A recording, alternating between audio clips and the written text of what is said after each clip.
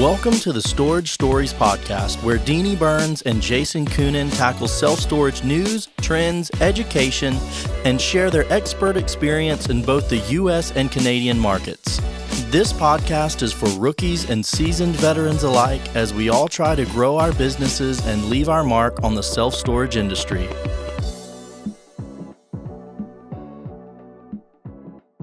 Welcome, everyone, to our first podcast of Storage Stories with the Birds, Denee Burns and Jason Koonin.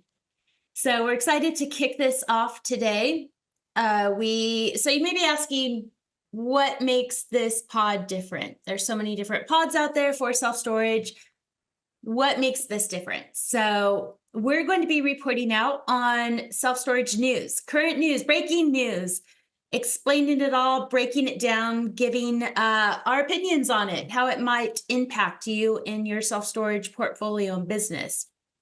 We're also going to be reporting out on trends, opportunities, educating as well. So there's a lot of new people to self-storage, what's happening in the industry, along with having important guest speakers, which will be a lot of fun. I can't wait for those segments. So we are also going to be talking about the difference between Canada and U.S. operations. So there's some pretty important differences to note. Jason Koonin's really well-versed in the Canadian region, and we're both well-versed in the U.S. So that's going to be a lot of fun to do the comparisons and the contrasts on that. So this podcast is for rookies who want to learn. It's for those who want to be apprised of breaking news in the industry and avoid common mistakes. We'll also be talking about that. So that's going to be a really important one, things to avoid. And so how is this going to be different?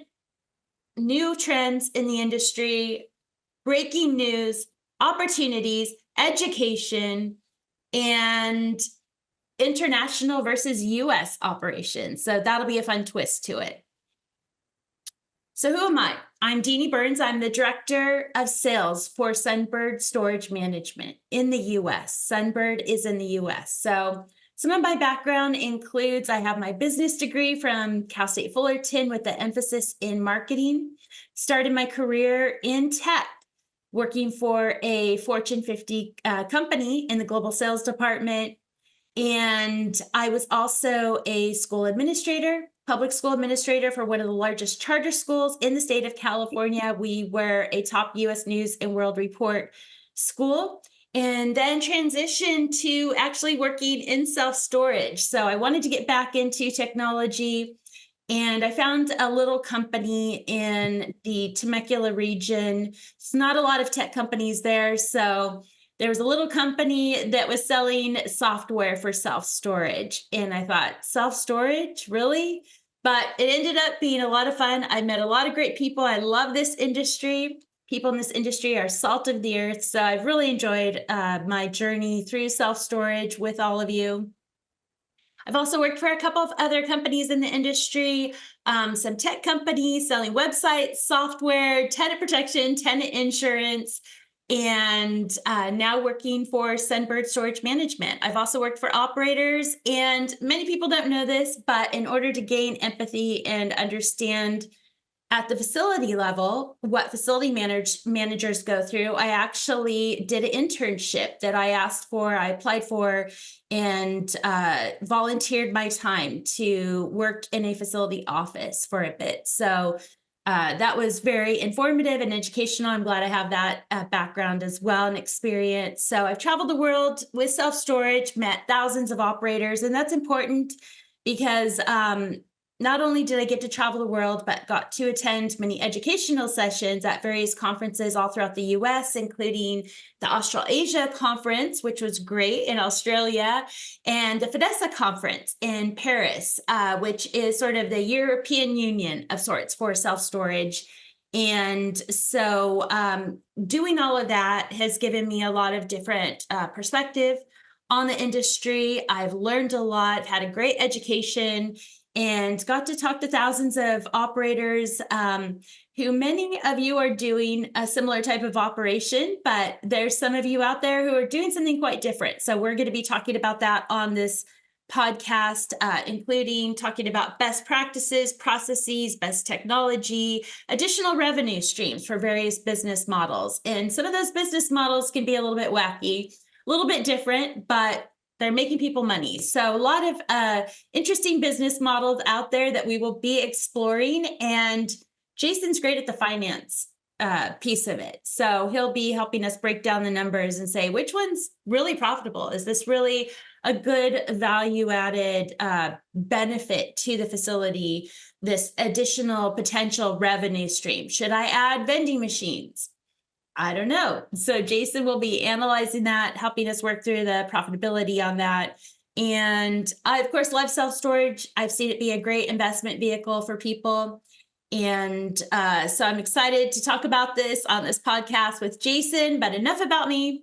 So Jason Koonin, you're a CEO of Bluebird Storage in Canada and Sunbird Storage in the US. So tell us a little bit about yourself. What's your background? Yeah, thanks, Denee. Yeah, you've got quite the extensive background. Like you said, 6 years in the storage industry, covering many different aspects of it. Myself, not quite as long, coming up on 5 years soon. And for me, it's been quite an interesting journey. Before self-storage, I think it's important just to share some of the areas of my career that I focused on that have prepared me for my storage journey. So starting off with some academic experiences in economics, analytic finance. I've got my CFA, which is a chartered financial analyst degree. So that's typically for people that are managing investment portfolios. So you don't find too many CFAs in self-storage.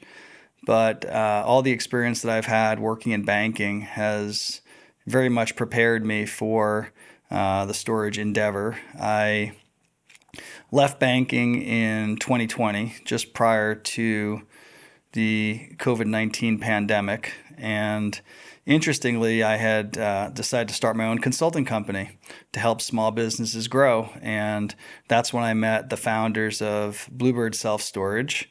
They had extensive experience developing and managing storage across the U.S. as well as in Toronto, Canada. So my first consulting engagement was fortuitous in that I was able to then build a relationship with the founders of Bluebird. We focused initially on development projects and the underwriting and the pro forma models for all the economics related to building and developing a new self-storage facility. And late in 2020, we decided to work on a business case for third-party management in Canada. So what were the risks? What were the potential rewards of scaling our own brand? Previously, there were about 10 Bluebird self-storage facilities in the Toronto area that were being managed by a REIT from the US. And we decided to take the management back in-house and build our own brand, build our own property management business. And we've since scaled that business pretty dramatically from just being in Ontario to now we're in 6 provinces.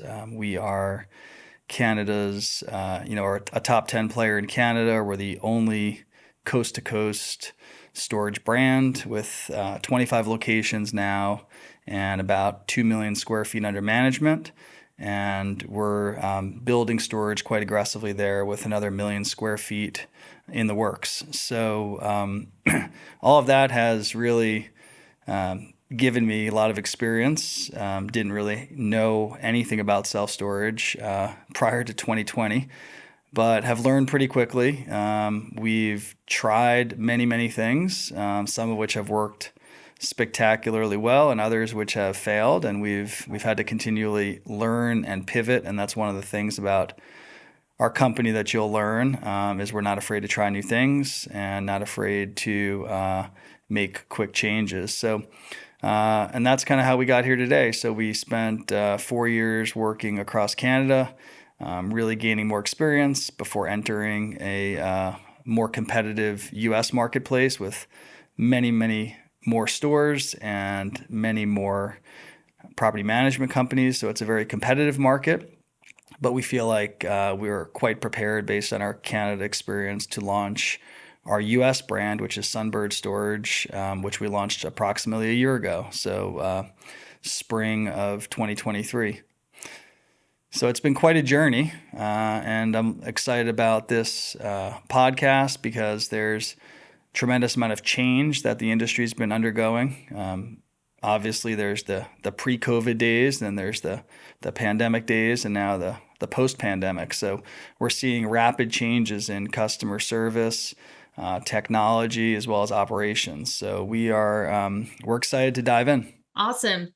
So you said you're not afraid to try new things. So how do you plan to take that approach and apply it to self-storage, and especially self-storage in the US? What would you like to change? Yep. Now, that's a great question. And if I go back to my experience when I was just learning self-storage in 2020 and trying to observe the large operators and their processes and their strategies and basically their philosophies, there's a lot of commonalities across the large and mid-sized players, and many of the leaders have all come from the same companies originally, and then they've kind of spread their wings and gone out on their own. So many of them are running the same playbook. And when I think about things that I'm good at and that our team is good at, and areas where we can differentiate ourselves, I think that there are an increasing number of opportunities in terms of, our customer value proposition, our operating philosophies, our revenue management strategies, the design of our facilities, revenue management, which includes the pricing of our units, as well as our approach to marketing. So I think that there's a handful of major categories where in some cases we're doing, if you will, the exact opposite of what most others are doing. And that creates, I think, a space for us to be a new entrant and somewhat of a disruptor.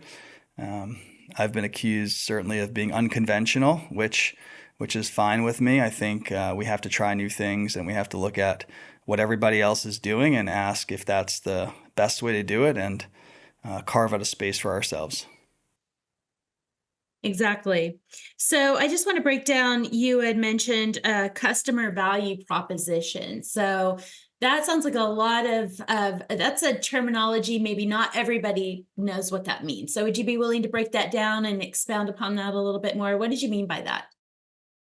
Sure. I think generally speaking, there's a lot of aspects that contribute to sort of the customer experience and what they get in terms of value from their hard-earned money. So as the industry has continued to mature and consolidate, many large operators are focused obviously on cost cutting. So with our storage operations, we are intensely focused on delivering the highest level of customer service that we can, as well as building long-term relationships with customers. So while many competitors, I would say, might be focused on cutting costs, we're much more focused on driving top-line revenue. And to do that, we have to be able to charge a premium price, which requires a premium level of service. So that's really our strategy, trying to view each customer as a relationship and not simply a transaction. So an example of that is we don't increase our rent on a new tenant for at least 365 days. So that's an example of how we value the long-term relationship of the customer. We provide high levels of transparency into our operations, whether you're a tenant or an investor. We believe that honesty and transparency is really the right way to treat our business partners and our customers, and in the long run will prevail. We may have some short-term losses as a result of doing the right thing and honoring those commitments, but we find it leads to a lot more brand loyalty, higher ratings on Google, and longer average lengths of stay. Right, exactly. So when you're talking customer, you're talking specifically about the tenant, because we really sell to two different types of customers. We have our B2B, which is the Sunbird Storage Management, where Right. we're helping owners of self-storage facilities who don't want to be involved with the day-to-day, deal with employees, et cetera. So that's our customer from Sunbird. And I feel like that's more of a relationship sale, right? They've got to trust us that we're going to handle their baby, their business that they've poured their heart and soul into, or just poured a lot of money into, that we're going to take good care of it, that we're going to listen to their concerns, we're going to manage it correctly so that they're making the expected or investment or ROI return on it. And so that's one relationship. But then we also have to sell to the tenant on behalf of them. And so we put facility managers at the facility, and that's more of a transactional sale where they're selling to the tenant. And that's a whole different type of customer base, demographic, way of selling. And so I like what you said, and what Sunbird is doing is that we treat both with a lot of dignity, high dignity, a lot of respect. But our approach is different. And so with tenants, it's important. 60% of renters, as we know, are women. And as women, we prefer cleanliness and safety and security. And those are high values for us. So most people will come in and say, oh, price is my high value. That's what I'm looking for. Price, price, price all day long. And I think you had mentioned, being in the finance industry, that you actually realize that people may say that as their high value, but that's not really their high value. It's something else. And they're buying based on another attribute or factor. So would you like to speak to what you learned in the finance industry and how you're applying that to self-storage? Yeah, of course. I can certainly touch upon it, Denee. I think some of these topics are worthy of, in some cases, their own episodes or segments of episodes, which we need to dive really deep in. But I think they fall under the general category in terms of how we treat storage facility owners as well as tenants, with integrity, with transparency. We're trying to build a long-term relationship. We run these operations much more like a boutique. We are a relatively small operator, and we're delivering a higher level of service than you might expect from a chain store. So in terms of other experiences that I've had that have led me to some of my philosophies around self-storage, I think there is a widely held belief. In fact, I was just having the same conversation with somebody this morning in a completely different industry about their business. They're in the manufacturing business.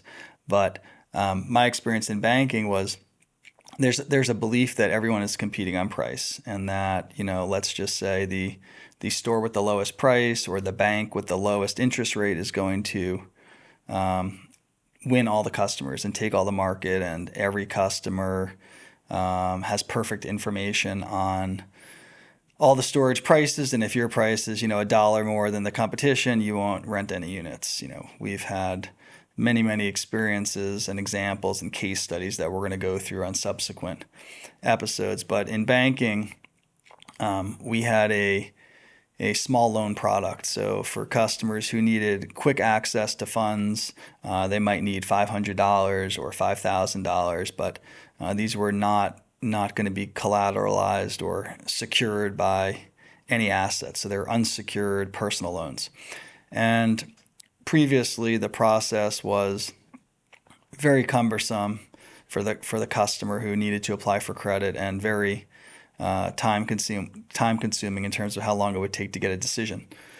So we had sort of a hypothesis that, if we could improve the customer experience, we could also offer even higher interest rates, because the customers would be willing to pay for other things. So they weren't as sensitive just to the interest rate, but what was really important to them was that they needed access to the money, because they need the $5,000 for an emergency expense or a vacation, what have you, but they needed access to the amount that they desired.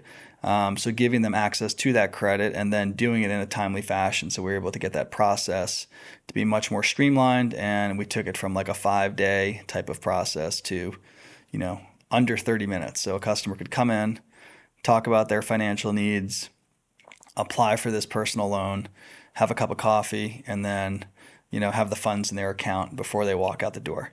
And what we found was that customers were much more willing to pay higher interest rates because we were fulfilling their other needs, which had to do with things like convenience and timeliness and, an easy application process. So in storage, I think those are some factors that we should explore on our future episodes and with our guests in terms of what do they say, but what do they actually do, and why do they choose to rent from you? And I think there's ample evidence around the type and quality of the facility, the treatment by the staff, the ease of renting or reserving online, the convenience or the location of the facility, and the assumption that if your price doesn't match competitors or equal the average price in the market, that you will not be able to rent units. We're going to dive into some really interesting topics, I think, around some cases where we've had significantly different prices from our competitors and how we fared. And right now, I think within our industry, as you mentioned, some owners and operators are struggling to figure out what's the right strategy. They have to adapt. Following, record years, 2021, 2022, everybody was renting units, pricing was going up. It was, as some would describe, too easy. So even if you didn't really know what you were doing, you could rent units. But I think there's a premium now on operations and strategy and certainly on execution. So now that you're hearing stories of, rental activities down, 10, 20, 30% from last year, street rates are falling. How do you navigate this market? If the number of rentals is down, how do you take market share? How do you maintain your revenue if prices are falling? So we're going to explore some of those topics and offer some suggestions and have other operators on our program that can share with you some of the things that they're doing to help combat that. But I know it's very difficult, and you're going to have to try a lot of new things and figure out what works. But we're here to help you however we can. I agree.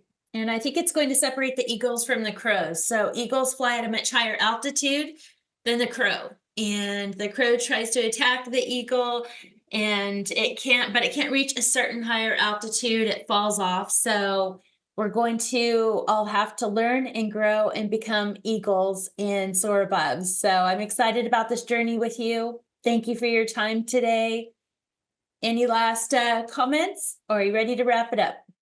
No, I'm looking forward to getting some more content out there and seeing where it takes us, and seeing as well what other questions or feedback we can get that we can help address. Excellent. So thank you, everyone, for joining us for our first podcast of Storage Stories. We're excited to bring this to you. Looking forward to future episodes and content. And like Jason said, we want your feedback. We want to know what topics are important for you. So bye, everyone. Have a great rest of your week. That concludes this episode of the Storage Stories podcast. Be sure to share and subscribe as we continue to tackle self-storage news, trends, education, and personal experiences from the competitive world of self-storage.